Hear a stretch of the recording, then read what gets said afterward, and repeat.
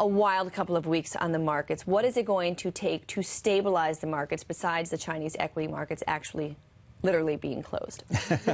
Well, that's certainly a good start. But what really will be the catalyst for bringing some calm back to the markets is really going to be around getting clarity around U.S. monetary policy. Will they or won't they? That's the big debate. Investors are going to be anxious to get away for the long holiday weekend, but I can't emphasize enough the importance of tomorrow's labor figures.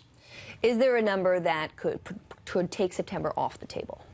You know, yes, certainly. We would expect that already the likelihood of a September move has already been diminished, but certainly not removed. Right. If we saw deterioration as far as the overall number from the non-farm payrolls, or a deterioration particularly in the average hourly earnings. Average hourly earnings are really going to be a focus for them as they look at the potential for wage pressures moving forward. One way we like to measure the probability that the Fed will raise rates, of course, is by looking at Fed funds futures. That's now pricing in a 28% chance of a move, so that has actually come down in recent days. Eric, if the Fed does actually win and they don't raise rates in September, how do they justify that? I mean, we have seen a lot of fundamental economic data coming in suggesting that the U.S. economy is really doing pretty well. You know, you're absolutely right. It has been coming in, and particularly over the last few weeks, whether we look at the Purchasing Managers Index, productivity gains, you know, they're generally supportive. GDP actually being revised up. And it's also not just a U.S., but more of a developed economy phenomena.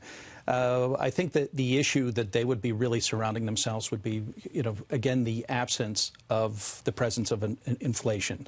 Like Mario Draghi in his press conference, again, using the specific term about transitory nature, but acknowledging that there has been downside surprise to their inflation expectations. Yes. Although he is literally fighting deflation, whereas Stanley Fischer is just saying that we don't have to get to 2% before we actually start tightening.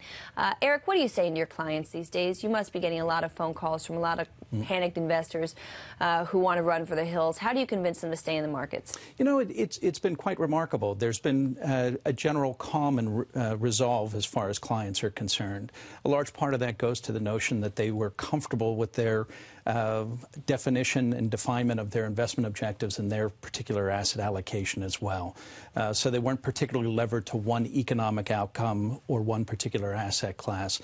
So that's tended to make them more calm and appreciative of the opportunity. You know, having had recently increased cash balances in the portfolio, they're looking at this as an opportunity to migrate into more higher quality issues. We've got a down correction territory, and you're telling me your clients aren't biting their nails? You know, they're uncomfortable, but they're not panicked. You know, no one's near the ledge. Perhaps they have a good advisor. Thank you so much. Eric Wiegand, Senior Portfolio Manager for the Private Client Reserve at U.S. Bank. Appreciate your time.